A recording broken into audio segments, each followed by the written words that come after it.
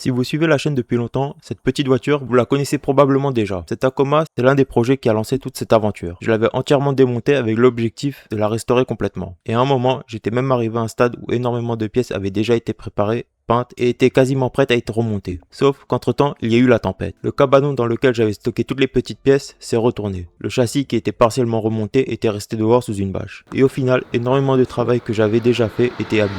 Sur les petites pièces, la peinture s'était mise à s'écailler un peu partout. Donc avant même de pouvoir reprendre le montage, j'ai dû quasiment toutes les repeindre une deuxième fois. Nettoyage, ponçage, préparation, peinture. Exactement le genre de travail que je ne pensais ne plus avoir à refaire sur cette voiture. Mais je préfère prendre le temps maintenant plutôt que de remonter des pièces avec une peinture qui ne tient plus et devoir tout remonter quelques mois plus tard.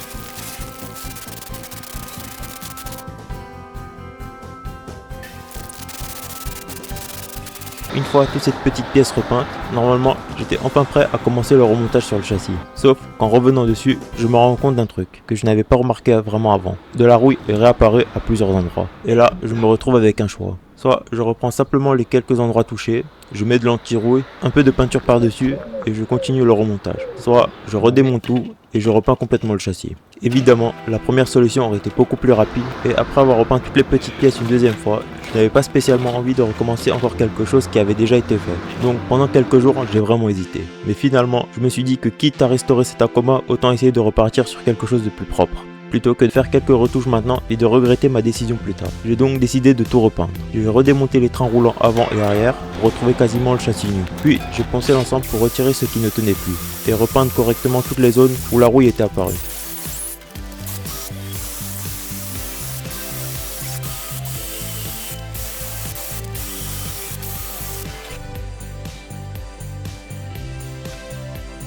Ensuite, j'ai appliqué de l'anti-rouille sur tout le châssis avant de repeindre complètement le châssis en noir. C'est clairement beaucoup plus de boulot que quelques mots retouches, mais au moins maintenant je sais sur quelle base je repars. Et surtout cette fois, on peut enfin arrêter de démonter et commencer à remonter.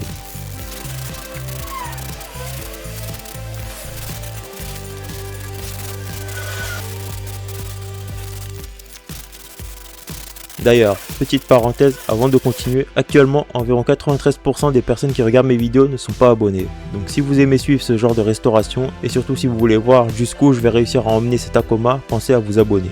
C'est gratuit et ça aide énormément la chaîne. Et maintenant qu'on a enfin une base propre, on peut reprendre le chantier. Je commence donc par remettre les trains roulants avant et arrière. Et là, après tout le travail de préparation, c'est franchement la partie la plus satisfaisante. Parce que pour une fois, chaque pièce que je remonte fait réellement avancer la voiture.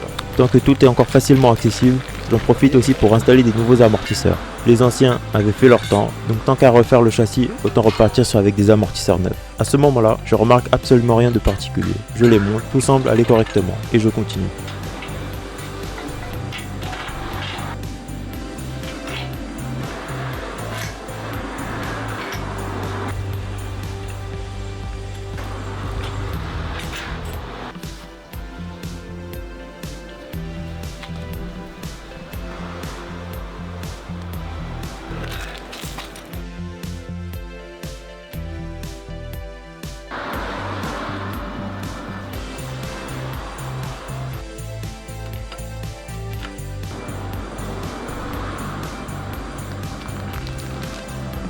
Ensuite, je m'occupe des moyeux.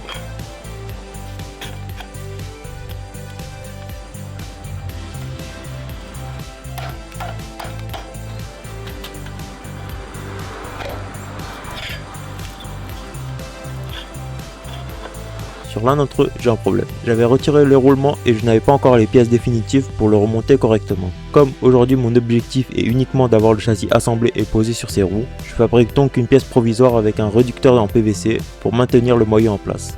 Et je précise évidemment que ça ne remplace absolument pas un roulement. La voiture ne roulera pas comme ça, c'est uniquement provisoire pour pouvoir continuer le remontage en attendant d'avoir les bonnes pièces. Avec le moyen en place, je peux enfin passer aux roues. Et les roues de cette Tacoma sont assez particulières, parce que les jantes sont composées en deux parties qui viennent se refermer autour du pneu. Je commence donc de mettre la chambre à air dans le pneu, je positionne ensuite le tout entre les deux parties de la jante, puis je peux refermer l'ensemble avec des vis et écrous. Une roue de fait, maintenant il faut recommencer exactement la chose 3 fois. Une fois les 4 roues assemblées, tu peux enfin les monter sur les moyeux. Première roue, deuxième, troisième, puis enfin la quatrième. Et une fois les 4 montées, il ne reste plus qu'à les gonfler. À ce moment-là, le châssis est enfin complet au point de pouvoir quitter les tréteaux. Et ça, c'est un moment que j'attendais depuis vraiment longtemps. Cet Tacoma a passé tellement de temps démonté, posé sur des tréteaux, avec des pièces éparpillées un peu partout, que rien que le fait de pouvoir enfin le remettre au sol représente déjà une grosse étape. Donc, je soulève le châssis et je le pose sur le sol. Et après tout ce temps, le châssis de la Tacoma est enfin de nouveau posé sur ses 4 roues.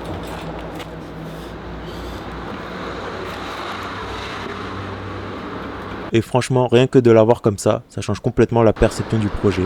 Jusqu'ici, j'avais toujours l'impression de travailler sur un tas de pièces. Là, pour la première fois depuis longtemps, ça recommence réellement à ressembler à une voiture.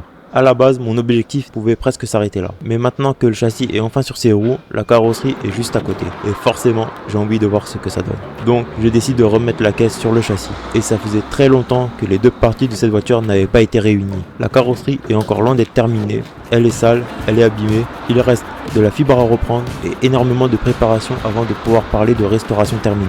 Mais rien que de la remettre dessus, visuellement, ça change tout. Et c'est justement à ce moment-là que je remarque quelque chose. La voiture est vraiment beaucoup trop haute. Au début, je regarde un peu l'ensemble en me demandant si c'est simplement parce que tout vient d'être remonté, mais non, il y a clairement un problème. Et après vérification, je comprends enfin d'où ça vient. Les nouveaux amortisseurs que j'ai montés ne sont pas la bonne dimension. Et maintenant que la caisse est posée dessus, ça saute complètement aux yeux. Donc clairement, ces amortisseurs ne resteront pas sur cette voiture. Ils m'ont permis de faire le remontage et de remettre le châssis sur ses roues. Mais je vais devoir commander les bons avant de terminer la restauration. Malgré ça, il y a encore une dernière chose que j'ai envie d'essayer. Cette Tacoma n'a toujours pas son moteur. Donc évidemment, aujourd'hui, elle ne peut pas rouler par ses propres moyens. Il reste encore énormément de travail avant d'en arriver là. Mais après toutes ces années démontées, j'ai envie de voir si elle est enfin capable de bouger à nouveau. Donc je la pousse. Et oui, elle roule enfin. Bon, pour l'instant, il faut encore quelqu'un derrière pour la pousser. Mais elle roule. Et mine de rien, pour ce projet, c'est déjà une énorme étape. Quand je repense au point de départ, il y a énormément de boulot qui avait déjà été fait une première fois. Les pièces avaient été préparées, le châssis avait commencé à être remonté, puis la tempête est arrivée, une partie du travail a été abîmée, la peinture s'est écaillée, de la rouille est réapparue, et j'ai finalement décidé de reprendre une grosse partie du travail depuis le début. Aujourd'hui, le châssis a été entièrement repris, les trains roulants sont remontés, les roues sont en place, la caisse est de nouveau dessus et la Tacoma peut enfin bouger. Alors évidemment, elle est encore très loin d'être terminée. Il faudra remettre les bons amortisseurs, terminer correctement certains éléments mécaniques, remettre les vrais roulements, s'occuper du moteur et surtout, il reste toute la carrosserie. Et la carrosserie, ce sera justement une des prochaines grosses étapes. Il va falloir la nettoyer complètement, la poncer et réparer toutes les parties abîmées en fibre avant de pouvoir commencer à lui redonner un aspect vraiment propre. Si vous avez des conseils, mettez-les moi en commentaire. Donc il reste encore énormément de travail, mais cette fois le projet est réellement parti. Et après l'avoir vu démonter pendant aussi longtemps, franchement ça fait quelque chose de la revoir enfin comme ça. Maintenant, avant de continuer, je vais surtout aller commander des amortisseurs de la bonne taille.